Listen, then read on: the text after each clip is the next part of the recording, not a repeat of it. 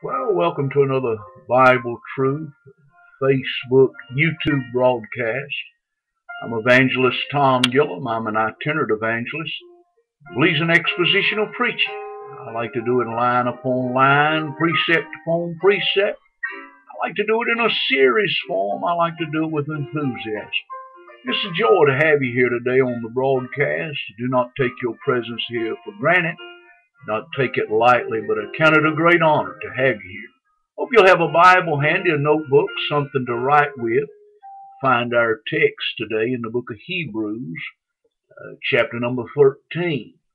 We have been doing these YouTube broadcasts for the last several, using the text in Hebrews 13:7, where the writer says, "Remember them which have the rule over you, who have spoken unto you the word of God." The writer of Hebrews asks us to remember those who have shared the word with us. The little word remember is not the present past, but the distant past. He's asking us to remember them. And he asks us to do a couple of things in remembrance. He said, whose faith follow. He said, examine their faith and find out what kind of faith they had and seek to mimic it or imitate it, as that word fall. And then, considering the end of their conversation, he said, find out how they finished the life course, how they crossed the finish line, and seek to do likewise. And so in these days, we're looking at some folks from the past. We're preaching on the subject of, is there any among us like these? We've already looked at Jonathan and Sarah Edwards. Those YouTube broadcasts are there.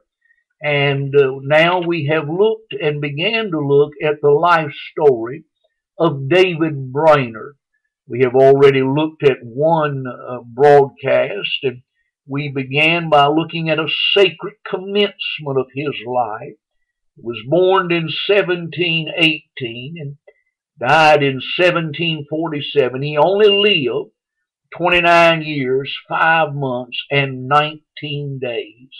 Only 8 years as a believer. He wasn't saved till he was 21. And only 4 years as a missionary. But he made such an impact that now, some 260 years later, we still speak of him. I wonder if anybody will remember us 6 months after we're gone. They'll probably be saying, oh, whatchamacallit. Here's a man that made such an eternal impact upon the world that we still speak of him today. The only contact we have with David Brainerd is Jonathan Edwards, the great preacher of the Great Awakening, asked Brainerd before he died if he could have permission to print his journal. And there is David Brainerd's, The Life of David Brainerd.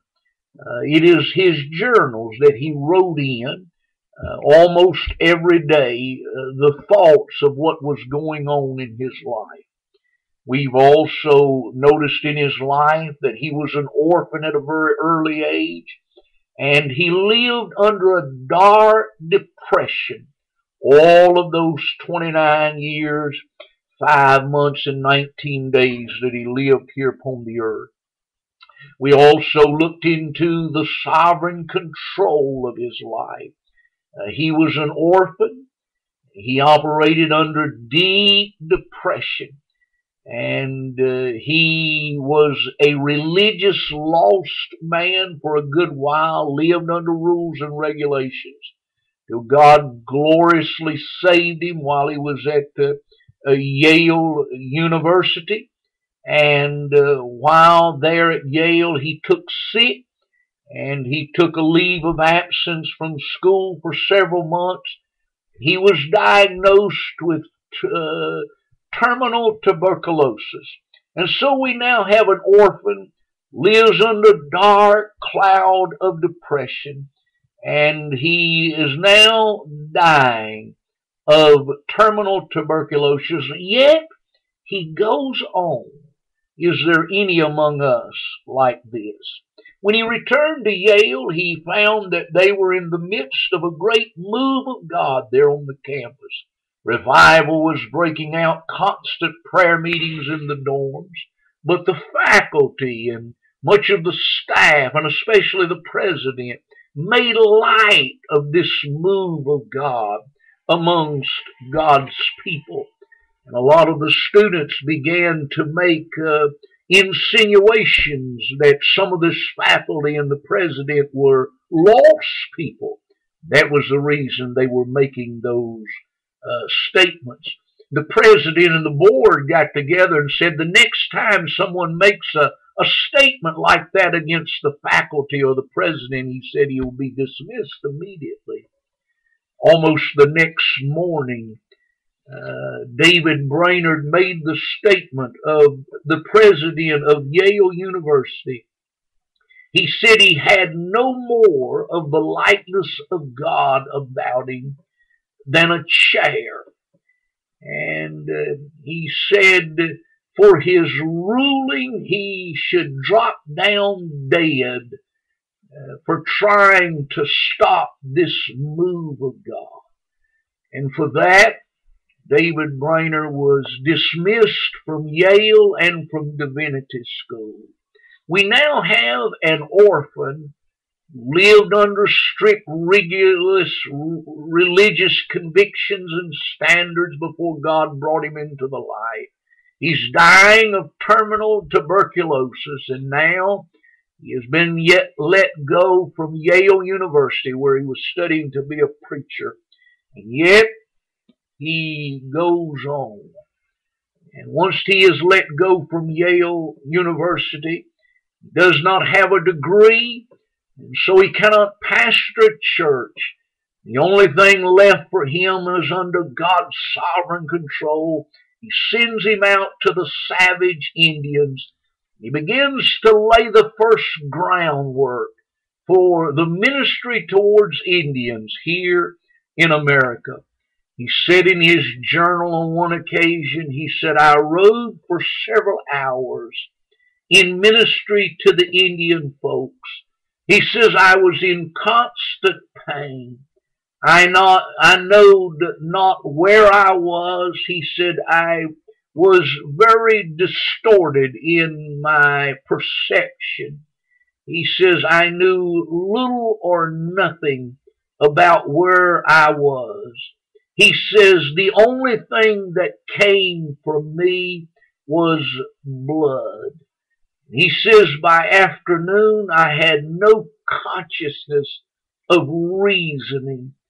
He says, the morning brought pain beyond belief, cold sweats, and the coughing up of blood.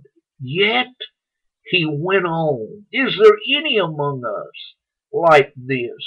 An orphan living under dark depression, kicked out of Divinity School, a missionary to the savages, such a hard work in itself, dying of tuberculosis, yet he presses on. Could I see in the life of David Brainerd not only a sacred commencement, a sovereign control, but could I mention a spiritual conclusion? The age of 29 years, 5 months and 19 days, the last 19 weeks of his life, he lived at the home of Jonathan and Sarah Edwards, one who preached the Great Awakening, the one who gave us the journal. He recorded it, put it in print. Edwards' oldest daughter, Jerusha, took care of David Brainerd his last days. They said that Brainerd and Jerusha were deeply in love, but never were married. Edwards later said of David Brainerd's last days there in his home, he said to see David Brainerd's dying behavior, to hear his dying speech, to receive his dying words, To be in on his dying prayers was worth it all. What did Edwards mean by it was worth it all? 6 weeks later, he made that statement, it was worth it all, after the death of his daughter Jerusha, who contacted terminal tuberculosis from David Brainerd and herself succumbed to that illness. And Edwards said to see his dying behavior, to hear his dying speech, to receive his dying words, to be in on his dying prayers was worth it all. Edwards made this statement, he said, a few hours before David Brainerd breathed his last breath. He asked the Edwards family to leave him alone for a little while. And they said that Edwards asked him why he wanted to be alone. He told Edwards, he said, I want to make my election and calling sure. You imagine a holy man like this that has committed himself to God and his work. In his last moments, most of us would talk about our professions and our little Romans road and all their good things we have done. Here this man facing the annals of death and stepping out into eternity to meet a holy God.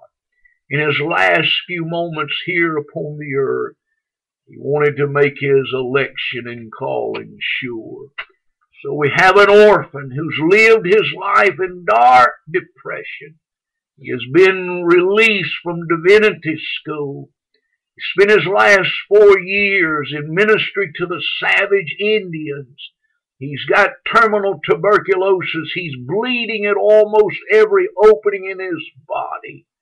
Yet, he goes on, even in his last moments, he's looking away from this world and unto the next. Is there any among us like these? A sacred commencement, a sovereign control, a spiritual conclusion. Our next broadcast, I want to look at a last thought about David Brainerd, a strong continuance. It's been a joy to have you on the broadcast today. Would remind you of our study website, tomgillum.com. We have weekly Bible studies there. Have a daily devotional page. Have an audio section where you can listen to message or you can hook up with these YouTube broadcasts. tomgillum.com. If I can ever be of any help to you, pray about something, you can email me at tbgillum@aol.com. Been a joy to have you on the broadcast today. Thanks for listening.